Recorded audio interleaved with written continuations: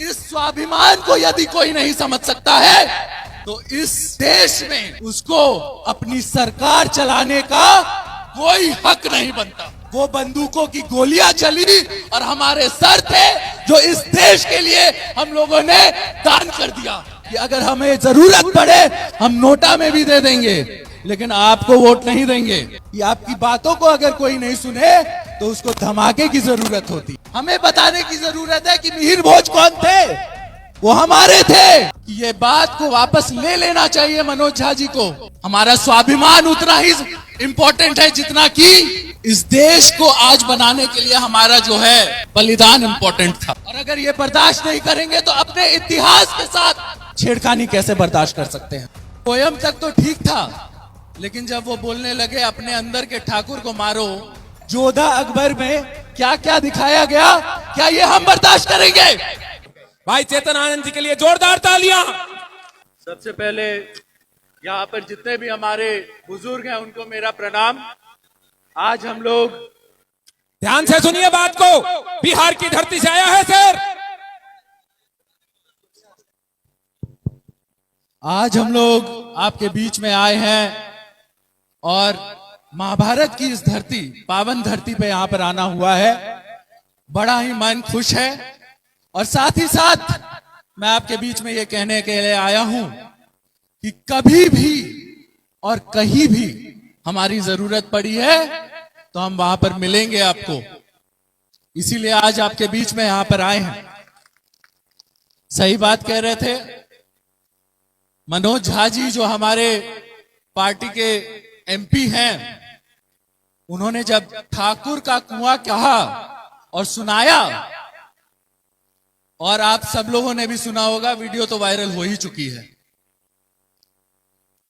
Poem तक तो ठीक था, लेकिन जब वो बोलने लगे अपने अंदर के ठाकुर को मारो, तो मुझे एक चीज याद आ गई। बचपन से जिस जिस मूवी में हम लोगों ने देखा, पिक्चरों में हम लोगों ने देखा, विलन ठाकुरों को बनाया गया। क्या ये उचित है? मैं आपसे पूछता हूं। जब ये उचित नहीं था तो मैंने बोला मैं इस पार्टी में रह करके भी अपनी बात रखूंगा, गूंगा नहीं होने वाला हूं मैं। और मैंने बोला कि ये बात को वापस ले लेना चाहिए मनोज झा जी को, क्योंकि इस बात को बर्दाश्त करने की शक्ति अब हम में नहीं है, हमारे लोगों में नहीं है। हम बचपन से ये झेलते आ रहे हैं। आपने पद्मावती की बात की, आपने देखा किस तरीके से उसमें हम लोगों को जो है मूवी के क्रिएटिव लिबर्टी कह करके इतिहास को बदलने की कोशिश की गई। क्रिएटिव लिबर्टी कह करके जोधा अकबर में क्या क्या दिखाया गया, क्या ये हम बर्दाश्त करेंगे? और अगर ये बर्दाश्त नहीं करेंगे तो अपने इतिहास के साथ छेड़खानी कैसे बर्दाश्त कर सकते हैं? अपने इतिहास के साथ छेड़खानी कैसे बर्दाश्त कर सकते हैं? हमारा स्वाभिमान उतना ही इंपॉर्टेंट है जितना कि इस देश को आज बनाने के लिए हमारा जो है बलिदान इंपॉर्टेंट था। हमने बलिदान दिया है इस देश को बनाने के लिए। आज अगर किसी से पूछा जाए कि सबसे ज्यादा राजघरानों ने अपने राज्य को त्याग किया तो वो हमारे समाज के राजा थे। सबसे ज्यादा अगर लैंड सीलिंग में अपने जमीनों को दे देने का काम किया गरीबों को तो वो हम लोगों ने किया।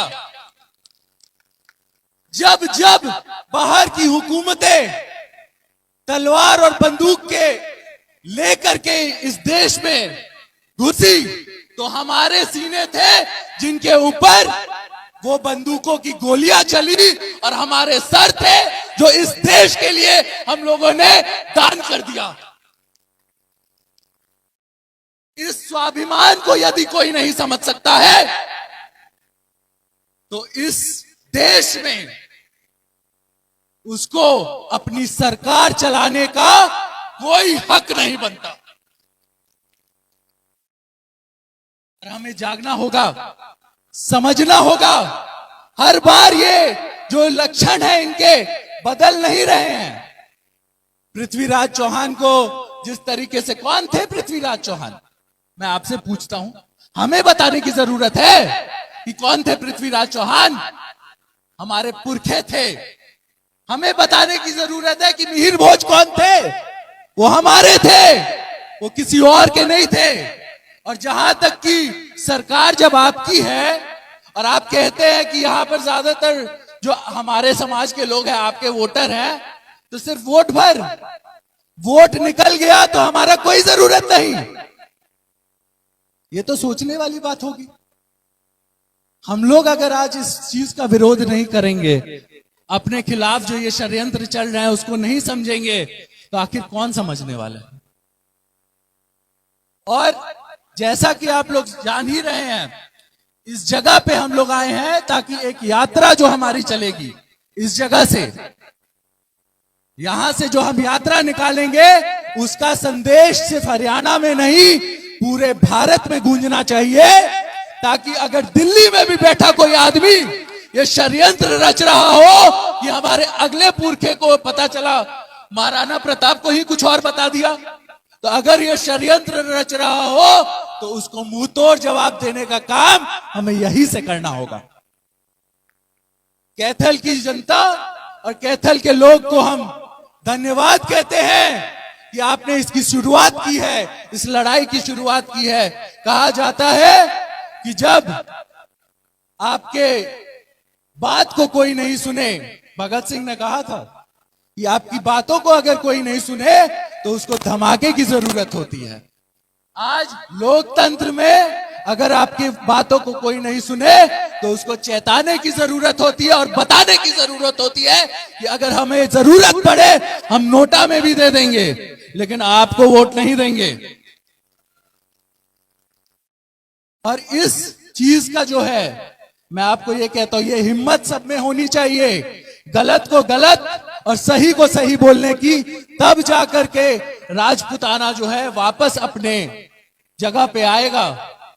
हम लोग को बताने, ये आप सब लोग जानते हैं कि हम सबको साथ लेकर के चले हैं, सब आपके लिए तैयार हैं, लेकिन अंदर के स्वाभिमान को जगाइए, तब जाकर के किसी भी किले को हम फतेह कर सकते हैं। जय हिंद, जय भारत, जय राजपूताना। बहुत बहुत धन्यवाद भाई आनंद मोहन जी।